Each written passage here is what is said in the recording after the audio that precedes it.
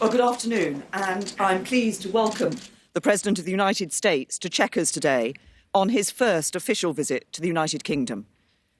No two countries do more together than ours to keep their people safe and prosperous. And we want to deepen that cooperation even further to meet the shared challenges we face now and in the years ahead. This morning, President Trump and I visited Sandhurst, where we saw a demonstration of joint working between British and American special forces. Just one example of what is today the broadest, deepest and most advanced security cooperation of any two countries in the world.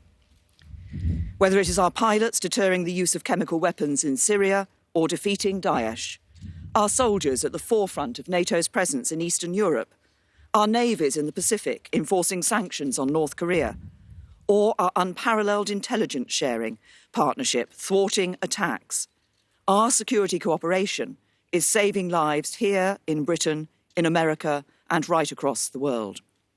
That partnership is set to grow, with our armies integrating to a level unmatched anywhere, and the UK set to spend £24 billion on US equipment and support over the next decade. Today, we've also discussed how we can deepen our work together to respond to malign state activity, terrorism and serious crime.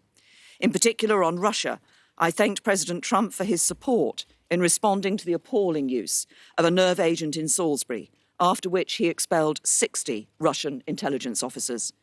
And I welcomed his meeting with President Putin in Helsinki on Monday.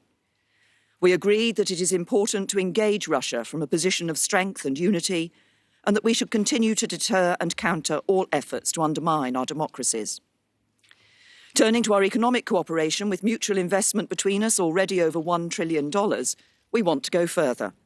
We agreed today that as the UK leaves the European Union, we will pursue an ambitious US-UK free trade agreement.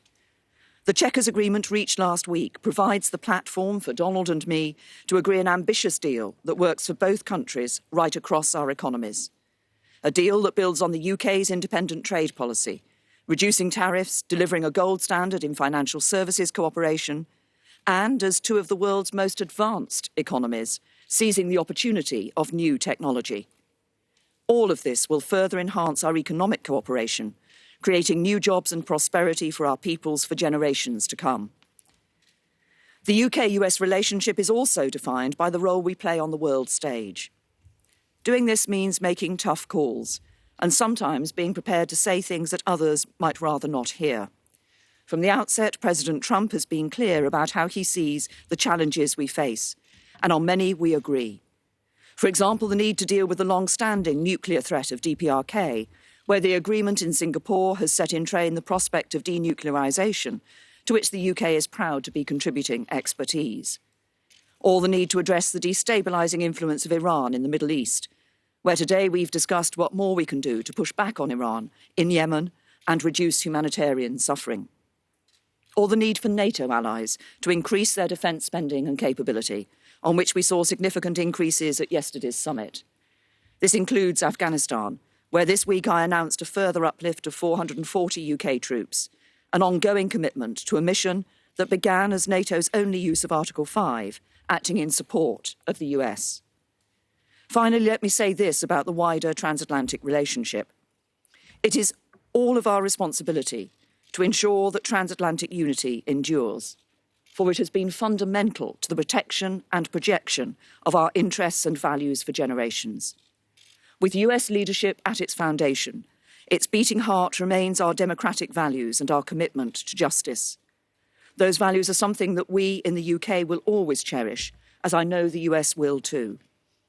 It is the strength of these values and the common interests they create that we see across the breadth of our societies in North America and Europe. And that is why I'm confident that this transatlantic alliance will continue to be the bedrock of our shared security and prosperity for years to come. Mr. President. Thank you very much. Thank you.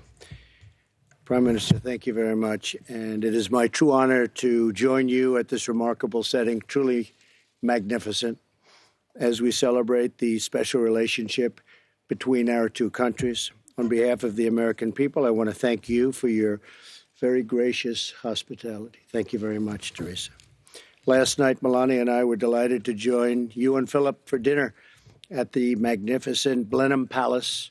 It was a wonderful and memorable evening that we will not soon forget. It was really something very special. Today, it's a true privilege to visit historic Chequers that I've heard so much about and read so much about growing up in history class, and to continue our conversation, which has really proceeded along rapidly and well over the last few days. For generations, our predecessors have gathered at this stunning retreat to strengthen a bond that is like no other. The relationship between our two nations is indispensable to the cause of liberty, justice, and peace. The United Kingdom and the United States are bound together by a common historic heritage, language, and heroes. The traditions of freedom, sovereignty, and the true rule of law were our shared gift to the world. They are now our priceless inheritance to a civilization. We must never cease to be united in their defense and in their renewal. Before our dinner last night, Melania and I joined Prime Minister May, Mr. May, and the Duke and Duchess of Marlborough for a tour of the Winston Churchill exhibit at Blenheim Palace. It was something very special. It was from right here at Chequers that Prime Minister Churchill phoned President Roosevelt after Pearl Harbor. In that horrific war, American and British service members bravely shed their blood alongside one another in defense of home and defense of freedom. And together we achieved a really special, magnificent victory, and it was total victory. Prime Minister May and I have just come from a very productive NATO summit. That was truly a productive summit, where my top priority was getting other NATO members to pay their full and fair share, and the Prime Minister was right there with me. I want to thank you, Prime Minister, for the United Kingdom's contribution to our common defense.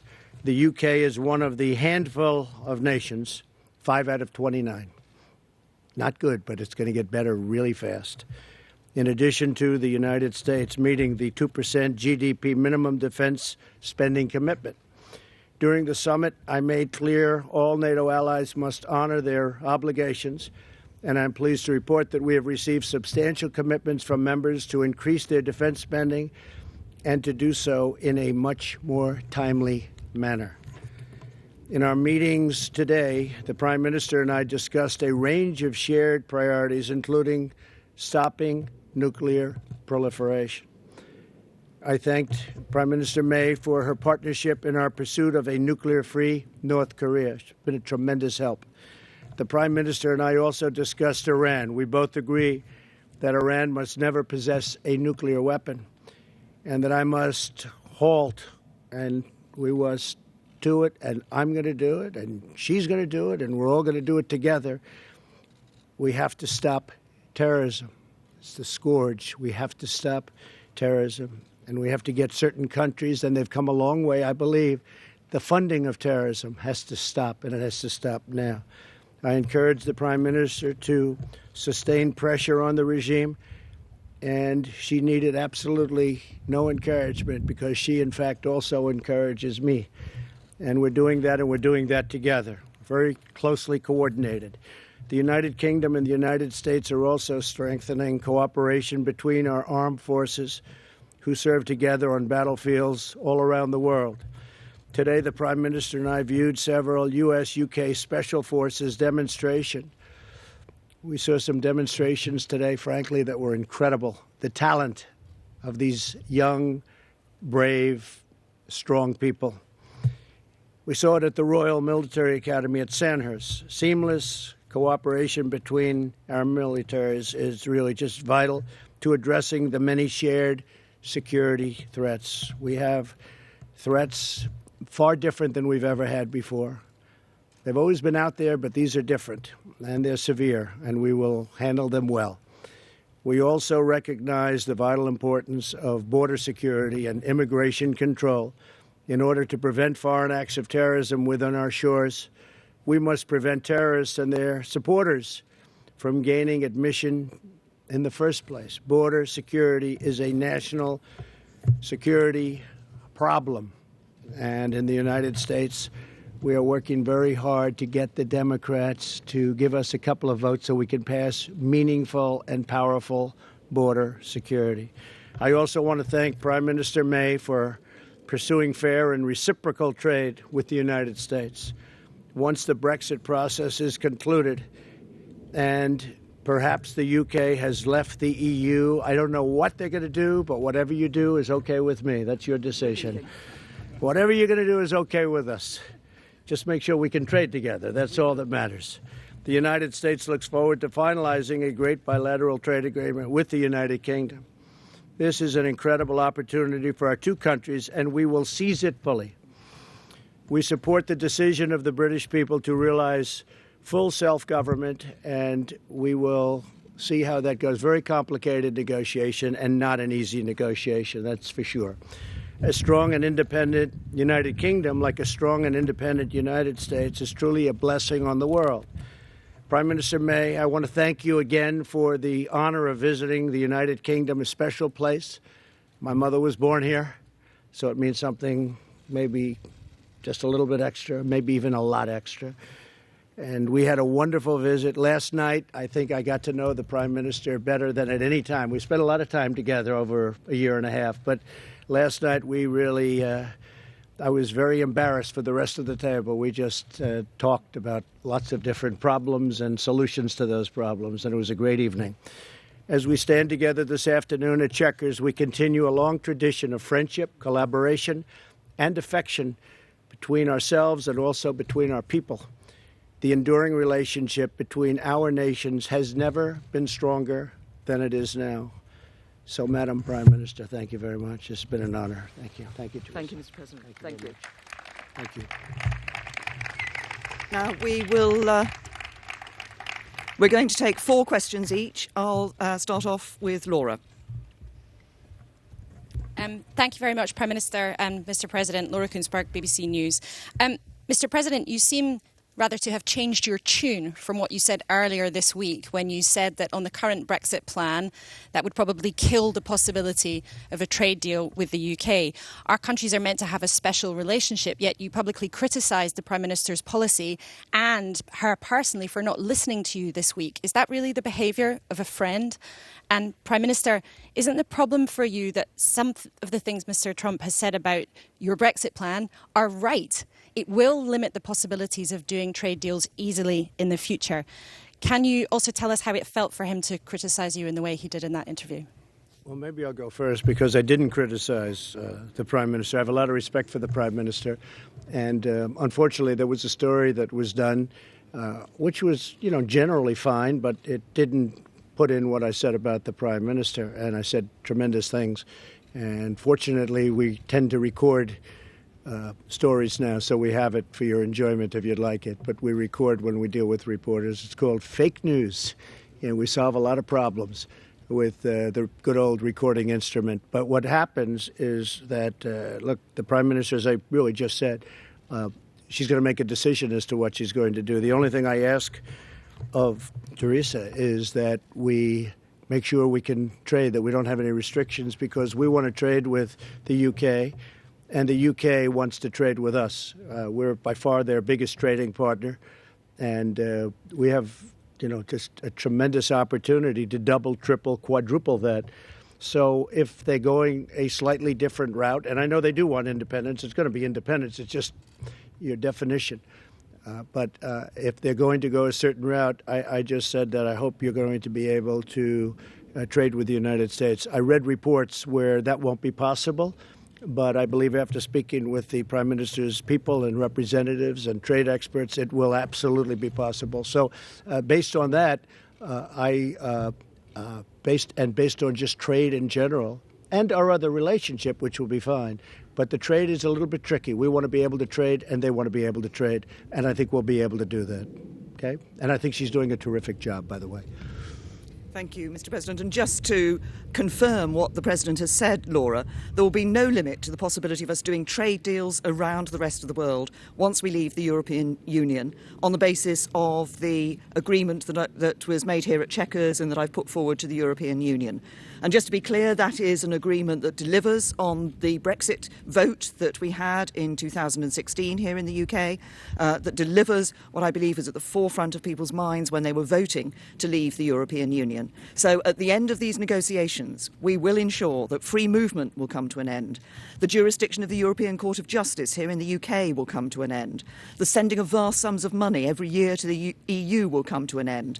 We will come out of the Common Agricultural Policy. We will come out of the Common Fisheries Policy.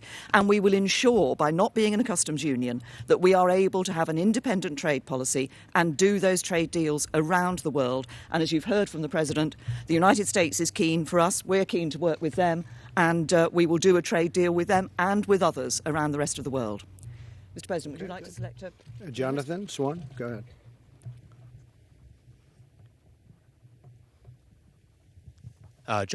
Jonathan Swan from Axios. Mr. President, two questions, if I may. The first one, now your British trip is coming to a close.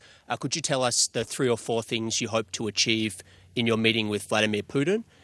And the second question, what's the benefit to America of having tens of thousands of American troops stationed in Europe? Thank you. So I'll be meeting with President Putin on Monday. We go into the meeting with a tremendous meeting that we had with NATO. Most of you have reported it correctly. It was certainly it was testy at the beginning, but at the end everybody came together and they agreed to do what they should do, and actually what they've committed to do, which you fully adhered to. You didn't have a problem, but some people did. And we left that meeting, I think, probably more unified and wealthier as a group than ever before. So we go in strong. We'll be talking to President Putin about a number of things. Ukraine. We'll be talking about Syria. We'll be talking about other parts of the Middle East. I will be talking about nuclear proliferation because we are massively, you know what we've been doing. We've been modernizing and fixing and buying, and it's just a devastating technology. And they likewise are doing a lot. And it's a very, very bad policy. We have no choice. But we are massively big, and they are very big. And I'll be talking about nuclear proliferation. That would be a great thing if we could do. Now, it's not only us. It's not only Russia and the United States. It's other countries also. But we're the two leaders. We would be the leader. They would be second. I guess China would be third. I think we'll all be talking about that. To me, Jonathan, I think that would be a tremendous achievement if we could do something on nuclear proliferation. And we'll be talking about other things. I know you'll ask, will we be talking about meddling? And I will absolutely bring that up. I don't think you'll have any, gee, I did it, you got me.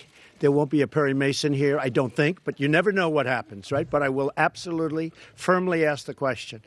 And hopefully we'll have a very good relationship with Russia. I think having, and the Prime Minister would agree, if we have a good relationship with Russia and with China and with other countries, that's a good thing, not a bad thing. So hopefully that will happen, Jonathan. Okay? Here's the second one, which was about the troops. What's the benefit to America? The benefit to America? Yeah, the troops where, though? Where? Well, look, there is a benefit. There's a psychological benefit and there's a military benefit. There's also a benefit not to do it. I mean, I was prepared to do things that would have been somewhat harsh yesterday. A lot of people were surprised that NATO all came together at the end. But, and it wasn't a threat. I mean, it was just an unfair situation. The United States was paying, anywhere from 70 to 90, and I choose 90, depending on the way you want to calculate. We were paying 90% of the cost of NATO, and NATO is really there for Europe, much more so than us. It helps Europe, no matter what our military people or your military people say, helps Europe more than it helps us. That being said, it is a great unifier.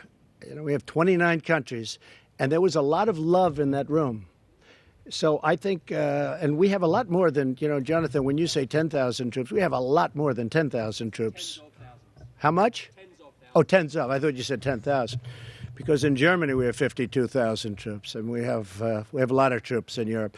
That being said, we're helping Europe, they're helping us, we're all together, and I'm fine with it. Thank you. And by the way, very importantly, they're now paying their way in a much more rapid fashion. Yes. Thank you. Francis. Francis Elliott, The Times. Prime Minister, I wonder whether you agree with the President of the United States that immigration has damaged the cultural fabric of Europe. And, President, perhaps you could elaborate on that remark. What do you mean by that? You want to go first? I think it's been very bad for Europe. I think Europe is a place I know very well, and I think that what has happened is very tough. It's a very tough situation. I mean, you see the same terror attacks that I do. We see them a lot. We just left some incredible young men and women at Sandhurst, and they were showing us cells, and they were showing us things that, frankly, 20 years ago nobody even thought about, probably a lot more recently than that nobody even thought about. I just think it's changing the culture. I think it's a very negative thing for Europe. I think it's very negative. I think having Germany, and I have a great relationship with Angela Merkel, great relationship with Germany, but I think that's very much hurt Germany.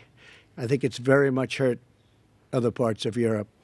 And I know it's politically not necessarily correct to say that, but I'll say it, and I'll say it loud. And I think they better watch themselves, because you are changing culture. You are changing a lot of things. You're changing security. Look at what's happening. I mean, you take a look. I mean, look at what's happening to different countries that never had difficulty, never had problems.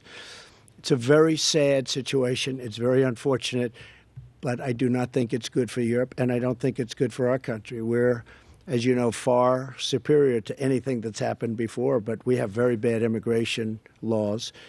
And we're doing incredibly well, considering the fact that we virtually don't have immigration laws. We have laws that are so bad, I don't even call them laws. I call them, it's just like you just walk across the border. You walk across the border, you would put one foot on the land, and now you're tied up in a lawsuit for 5 years.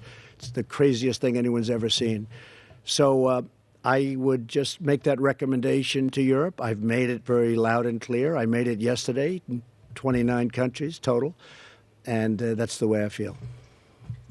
The UK has a proud history of welcoming people who are fleeing persecution to our country. We have a proud history of welcoming people who want to come to our country to contribute to our economy and contribute to our society. And over the years, overall immigration has been good for the UK.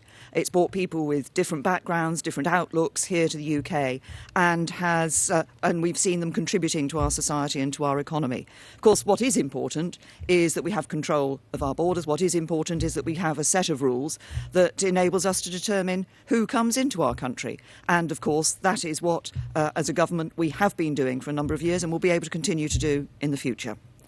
Mr. President. Mr. President, thank you very much.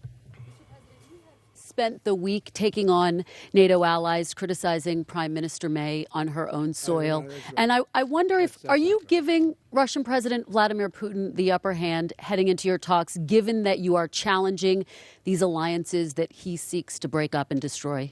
See, that's such dishonest reporting because, of course, it happens to be NBC, which is possibly worse than CNN. Possibly. Let me explain something. We have left NATO with more money, with more unity, with more spirit than NATO probably has ever had. We have a strong and powerful NATO. When I became president, we didn't. We had people that weren't paying their bills. We had people that were way down. We had people that weren't following their commitments. In addition to that, we become an oil exporter, which would not have happened under the past regime or a new regime if it weren't us. We have built up our military, $700 billion, and then next year, as you know, $716 billion. When you look at what we've done in terms of Russia, I guarantee whoever it is in Russia, they're saying, oh, gee, do we wish that Trump was not the victor in that election. We have been far tougher on Russia than anybody, and probably then, look, I'm not going to go down 100 years, but certainly we have been extremely tough on Russia, including the fact that when the prime minister called, when they had a horrible thing happen right here, very close by, she asked, would I do something, and maybe I'd let you tell the number, and it was far greater than anybody else, including the prime minister. We expelled how many people? 60. And Germany did 3, as an example. So Germany, big country, powerful country, they did 3. The fake news doesn't want to talk about it. So it really is. We have been very strong on Russia. Now, with all that being said, if I had a relationship with Putin, I don't know him. I met him twice, maybe 3 times, 2.5 times. Most of you were there when we did. We met him at the G20. And if we could develop a relationship, which is good for Russia, good for us, good for everybody, that would be great. If I had a relationship with China, we're in a big trade situation with China, as an example, where we're behind every year for many years, $500 billion. It's just not going to happen anymore. So if we got along with countries, that's a good thing. If we got along with China, Russia, that's a good thing, not a bad thing. And I take your point, but when he sees the headlines about the fighting, I take your point about what happened at the end of NATO. The headline he sees isn't the headline. Yes, there was fighting, because I said you got to put up more money. We have to be stronger. We have to be unified. The headline he sees isn't what's happening during the morning. The headline he sees is what happened in the afternoon, where we came together as one, where they're putting up billions of dollars more. I'll give you an example. And this is a confirmed number. $34 billion more was raised since I became president in NATO. That means that the other 28 countries have put in $34 billion more into NATO. Do you think Putin's happy about that? I don't think so. But we have a lot of false reporting in this country. I don't think you have that in your country, do you, Prime Minister? Okay, go ahead. Ask the Prime Minister. I'd like to ask you a question as well. President Trump told The Sun, I think the deal she is striking on Brexit is not what the people voted for. Is he wrong? Or are you offering up a Brexit light? And I wonder if we could get your reaction to him saying that Boris Johnson would be a great Prime Minister. Well, first of all, on the deal that we have put on the table, the agreement that we've put on the table, as I said earlier in response to Laura's first question, this does deliver on the vote of the British people. The British people voted to leave the European Union. And I heard the turn of phrase that the President used earlier, but let me be very clear about this. We will be leaving the European Union, and we are leaving on the 29th of March 2019. As we leave the European Union, we will be delivering on what people voted for, an end to free movement, an end to sending vast amounts of money to the European Union every year, an end to the jurisdiction of the European Court of Justice here in the United Kingdom, coming out of the common fisheries policy, coming out of the common agricultural policy, and ensuring, by coming out of the customs union, that we can have an independent trade policy that enables us to negotiate trade deals with the United States and with other countries around the rest of the world. That's what the British people voted for, and that's what we will be delivering. We will deliver it in a way that protects jobs and livelihoods and meets our commitment to the border in between Northern Ireland and Ireland. And Robert? Well, Boris, the President? Well, I'll respond. They said unrelated, not related to. If we have the tape, you could ask Sarah, get it from Sarah. We taped the entire interview. They asked about Boris Johnson. I said, yeah, how would he be as a prime minister? I said, he'll be a great prime minister. He's been very nice to me. He's been saying very good things about me as president. I think he thinks I'm doing a great job. I am doing a great job. That I can tell you, just in case you haven't noticed. But Boris Johnson, I think, would be a great prime minister. I also said that this incredible woman right here is doing a fantastic job, a great job. And I mean that. And I must say that I have gotten to know Theresa May much better over the last 2 days than I've known her over the last year and a half. I mean, we've spent more time in the last 2 days. Yesterday I had breakfast, lunch, and dinner with her. Then I said, what are we doing tomorrow, which is today? Oh, you're having breakfast and lunch with Theresa May. And I'm going to see you later on again. So, but I've actually gotten to know her better than ever. And I think she's a terrific woman. I think she's doing a terrific job. And that Brexit is a very tough situation. That's a tough deal between the borders and the entries into the countries and all of the things. So she's going to do the best. The only thing I ask is that she work it out so that we can have very even trade, because we do not have a fair deal with the European Union right now on trade. They treat the United States horribly, and that's going to change. And if it doesn't change, they're going to have to pay a very big price, and they know what that price is. So they're coming over on July 25th to see me, and hopefully we can work something out. But they have barriers that are beyond belief, barriers where they won't take our farm products, they won't take many of our things, including our cars. They charge us tariffs on cars far greater than we charge them. As you know all these things. And last year, Teresa, we lost $151 billion with the European Union. So we can't have that. We're not going to have that any longer, okay? Thank you. Robert. Robert Peston, ITV. Mr. President, how would you characterize your relationship with the United Kingdom? More special than with other countries? And by the way, on farm products, I think on the Prime Minister's deal, you wouldn't be allowed to export many of your farm products to the UK. Would that be a problem for you? Prime Minister, the President said yesterday that he gave you advice about how to negotiate Brexit, that you didn't take that advice. I wondered what that advice was and whether you have any regrets about not taking it. Look, Robert, lots of people give me advice about how to negotiate with the European Union. My job is actually getting out there and doing it, and that's exactly what I've done. And as you know, as we've been going through these negotiations, there have been one or two sceptical voices, perhaps from some of you arrayed before me today, about whether we would achieve what we would achieve in December. We had got that joint report and that joint agreement on citizens' rights and those other issues. We got the implementation period in March. Now we've put forward a proposal that the two proposals the European Commission had put forward are not acceptable to the UK. We have said no to those, and that's why we have put our own proposal on the table for the future, which, like I've said in answer to other questions, delivers on the Brexit deal, but also ensures that we can have smooth trade with the European Union in the future. And in terms of the United States and trade with the United States, there will be questions on some of the trade issues about the standards we have here for certain products and how we want to deal with those in the trade deal. That will be a matter for the negotiations.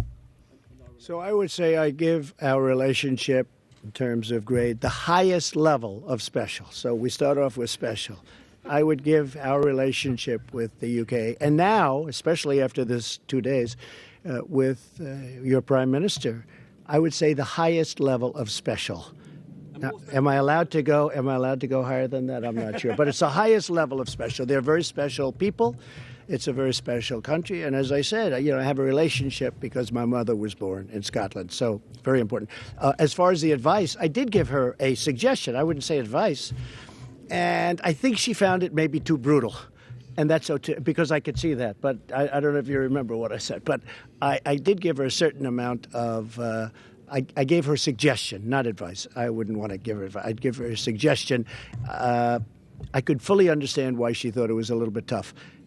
And maybe someday she'll do that. If they don't make the right deal, she might very well do what I suggested that she might want to do. But it is not an easy thing. Look at the United States, how the European Union has taken advantage systematically of the United States on trade. It's a disgrace. So it's not an easy negotiation. Mr. President, since you attacked CNN, can I ask you a question? John Roberts, go ahead, John. No. John Roberts, go ahead. CNN's fake news. I don't take questions. I don't take questions from CNN. CNN is fake news. I don't take questions from CNN. John Roberts of Fox. Let's go to a real network. John, let's go. Well, we're a real network too, sir. Thank you, Mr. President. Thank you. Some people have suggested that relations between the United States and Russia are at their lowest point since the end of the Cold War. And you have stated many, many times that you think it's important to have a better relationship with Russia. Is there any way for relations between the United States and Russia to improve as long as Putin continues to occupy Crimea? Yes, I think so. I think I'd have a very good relationship with President Putin if we spend time together. And I may be wrong. Other people have said that didn't work out, but I'm different than other people.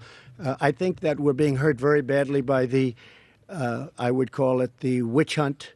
I would call it the rigged witch hunt after watching some of the little clips. I didn't get to watch too much because I'm here. It's a different time zone, to put it mildly. But after watching the people, the man that was testifying yesterday, I call it the rigged witch hunt.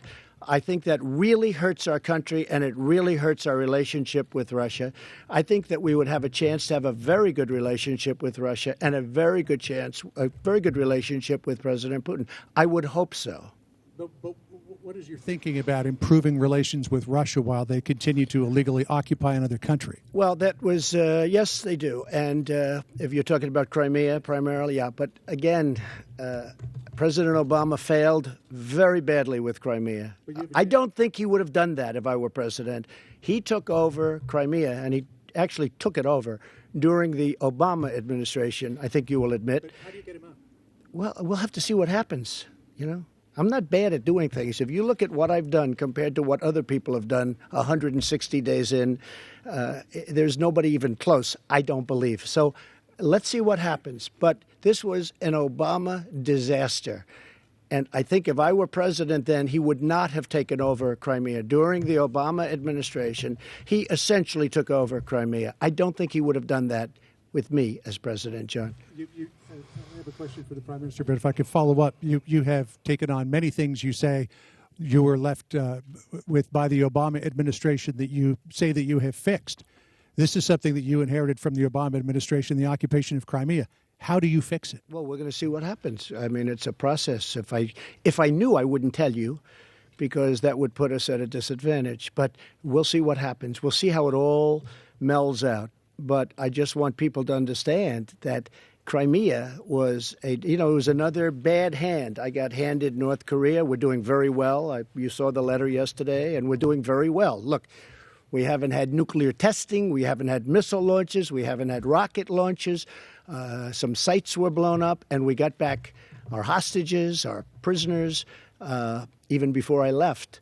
So a lot of good things are happening. There's some good feeling there. We'll see what happens. It's a process. It's probably a longer process than anybody would like, but I'm used to long processes too.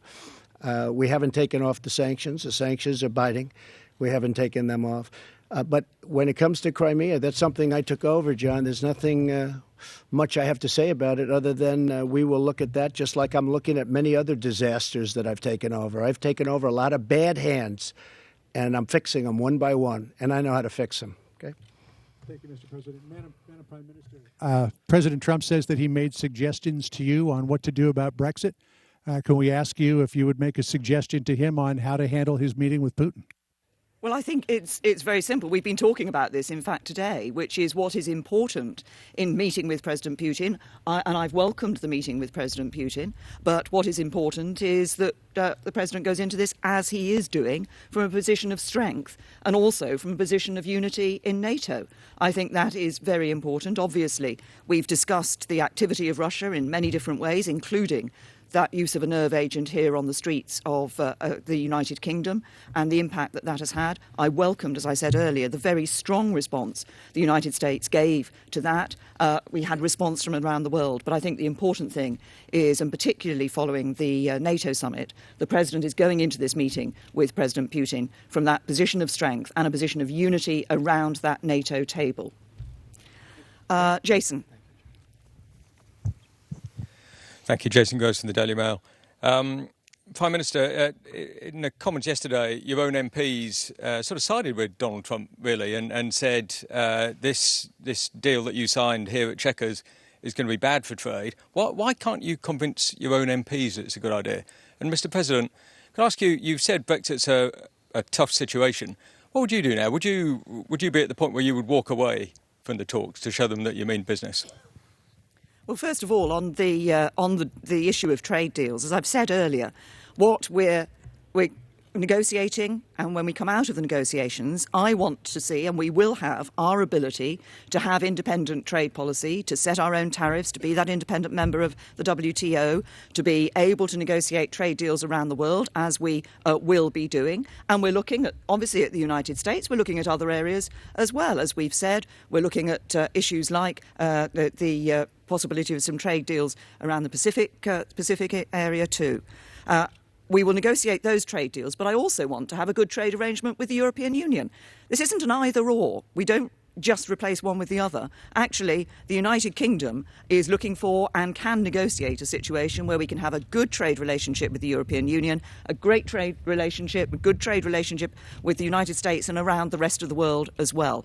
And that is what will be good for jobs, good for people's livelihoods, good for prosperity here in the UK. Well, if you remember, I was opening Turnberry the day before Brexit, and we had an unbelievably large number of reporters there because everybody was there, I guess, because of Brexit. And they all showed up on the 9th hole overlooking the ocean, and I said, what's going on? And all they wanted to talk about was Brexit. And they asked for my opinion, and I think you will agree that I said I think Brexit will happen. And it did happen, and then we cut the ribbon. And the reason I felt it was going to happen was because of immigration, because I think one of the reasons I got elected was because of immigration, and I felt that Brexit had the upper hand, and most people didn't agree with me. If you remember, Barack Obama said, well, your country will have to get on the back of the line if that happened, which I thought was a terrible thing to say, frankly. But I said I thought it was going to happen, and it did happen.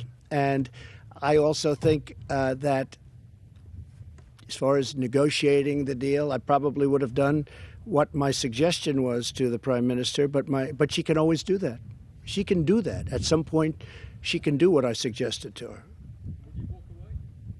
No, well, you can't walk away, because if she walks away, that means she's stuck. Can't walk away. But you can do other things.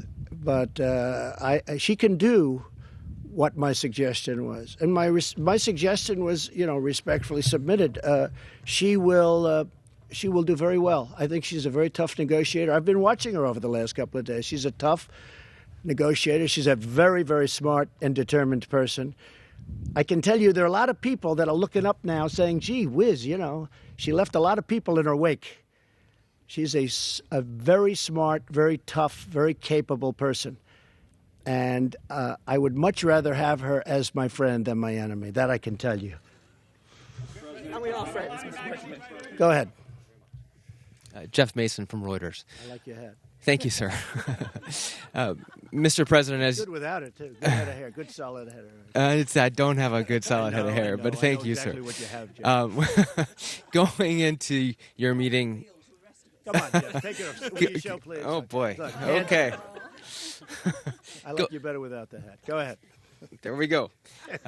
Going into your meeting with President Putin on Monday, sir, you mentioned both denuclearization and you mentioned Syria.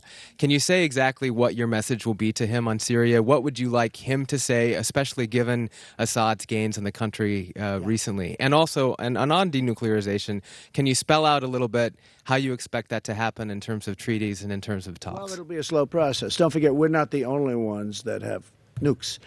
And it would be a slow process. But for the world, it would be us, and it would be others would have to come along simultaneously, obviously.